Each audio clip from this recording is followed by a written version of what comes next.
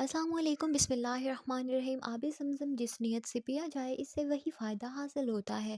زیادہ سوچنے سے دماغی صلاحیت کم ہو جاتی ہے۔ زیادہ سوچنا دماغ کے سیلز ختم کر کے اسے چھوٹا بھی کر سکتا ہے۔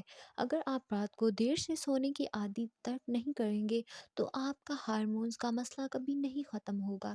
ہونٹوں کو گلابی کرنے کے لیے روغن بادام اور شہد مکس کر کے لگائیں۔ ناخن کا فنگس دور کرنے کے لیے سنامکی کے پتے ابال کر چھان کر اس میں ناخن ڈپ کر کے کریں، فنگس ختم ہو جائے گا۔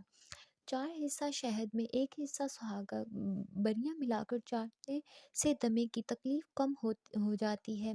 منہ کی بدبو دور کرنے کے لیے گلیسرین ملے پانی سے غرارے کرنا مفید ہے۔ ہاتھ پاؤں کی صفائی کے لیے مہینے میں 1 دفعہ لیمن کا چھلکا ملیں اور پھر نیم گرم پانی سے دھو لیں، ہاتھ پاؤں صاف ہو جائیں گے۔ اگر دودھ کو اس میں 1 الائچی شامل کر لی جائے تو دودھ کبھی خراب نہیں ہوتا۔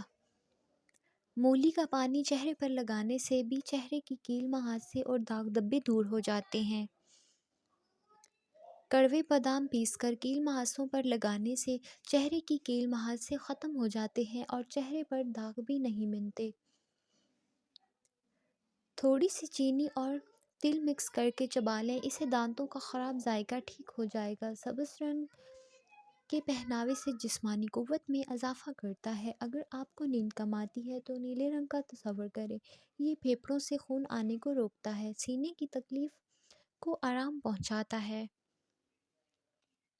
اگر مرغی انڈا نہ دیتی ہو تو کریلے کے چھوٹے چھوٹے ٹکڑے کر کے اسے چند دن روزانہ کھلائیں، انشاءاللہ مرغی انڈے دینا شروع ہو جائے گی۔ پرندوں میں سب سے زیادہ عقل والا کبوتر چائے کی استعمال شدہ پتی دھوپ میں سکھا لیں، پھر اسے میں چند قطرے سرسوں کا تیل ملا کر ایک ململ کے کپڑے میں باندھ لیں اور فرنیچر پر آہستہ آہستہ ملیں، فرنیچر چمک جائے گا۔ ویڈیو اچھی لگی ہو تو لائک کیجیے گا۔ اللہ حافظ۔